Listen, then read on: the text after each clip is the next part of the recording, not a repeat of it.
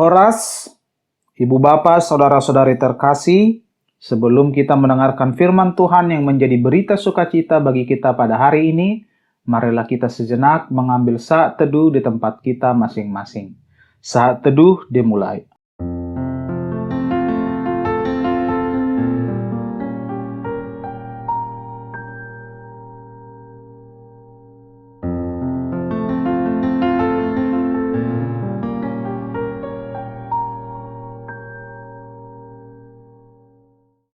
Saat teduh selesai.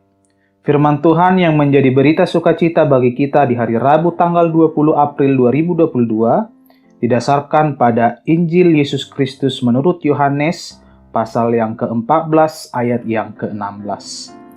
Aku akan minta kepada Bapa dan Ia akan memberikan kepadamu seorang penolong yang lain, supaya Ia menyertai kamu selama-lamanya. Jala pangidook kumatuamai, asa dilehot tuhamu sada pangondian na asing, asa imat dongani hamu saliling nai. Demikianlah firman Tuhan. Penolong yang kekal.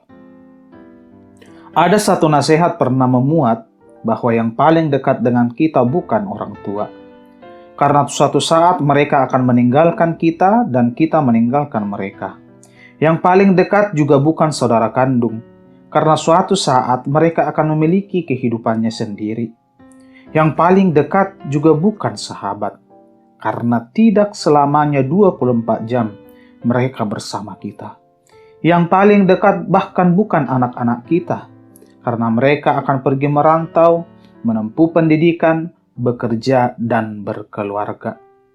Ya, hari ini kita bisa bersama-sama dengan mereka, orang-orang yang kita sebut terdekat. Namun suatu saat mereka tidak akan lagi bersama kita dan bahkan pergi meninggalkan kita untuk selama-lamanya. Lantas, apakah yang paling dekat dengan kita? Yang paling dekat dengan kita adalah kematian itu sendiri. Kematian tidak mengenal waktu, status, tempat, dan latar belakang. Baik orang sehat, sakit, muda, tua, kaya, miskin, akan dihampiri kematian, kapanpun dan dimanapun. Kematian menjadi hal yang terdekat, saking dekatnya, kedatangannya pun tidak ada yang menduga. Selain itu, kematian juga sekaligus menjadi tanda keterbatasan kita dengan orang yang kita sayangi, bahwa kita tidak selamanya serta-merta dengan mereka. Jika berita kematian adalah hal yang terdekat sekaligus menyeramkan, namun ada berita sukacita yang menutupi hal itu. Manusia bisa mati, manusia memiliki keterbatasan, manusia tidak selamanya beserta kita, namun ada yang selalu beserta kita, bahkan paling dekat dengan kita, dan penyertaannya kekal. Dia adalah Sang Penolong yang kekal, yang datang menyertai kita dimanapun dan kapanpun. Dia adalah Sang Roh Allah, yakni Roh Kudus. Kematian, kebangkitan, dan kenaikan Yesus ke surga menjadikan Allah melalui Roh-Nya yang kudus ada bersama kita di waktu kapanpun dan di wilayah manapun. Roh-Nya tidak terikat dengan waktu dan situasi. Roh-Nya bekerja menyertai kita bukan untuk 1-2 kali, tetapi selama-lamanya. Kenaikan Yesus dan tercurahnya Roh Kudus memungkinkan Yesus tidak hanya berada di titik ketika dia naik ke surga, tetapi menjadi ke seluruh dunia, menyertai seluruh umat percaya. Sang Penolong itu dekat dengan orang tua kita. Dia dekat dengan anak-anak kita. Dia dekat dengan saudara-saudara kita, dan dia juga dekat dengan sahabat-sahabat kita. Maka tidak ada yang paling dekat dengan kita dan hakikatnya kekal selain Sang Penolong yang penyertaannya kekal. Dia adalah Roh Kudus, Sang Roh Allah.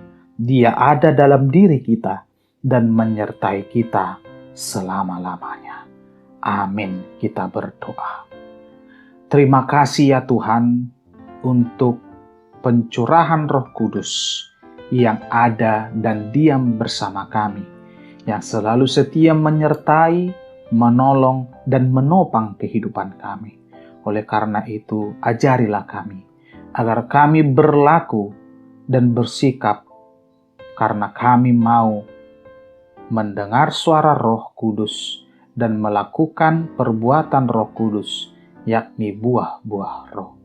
Ajarilah kami di satu hari ini dan ke depan, agar tetap mengandalkan penyertaan Roh Kudus dan mengandalkan bisikan Roh Kudus dalam menentukan sikap dan perilaku kami. Dalam tangan Tuhan kami serahkan hidup kami. Berkatilah kami dan seluruh keluarga kami, agar tetap berjalan di jalan-Mu.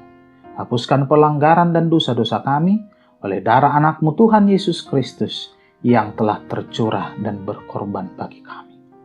Amin. Anugerah dari Tuhan kita Yesus Kristus dan kasih setia dari Allah Bapa dan persekutuan dari Roh Kudus, itulah yang menyertai engkau sekalian. Amin.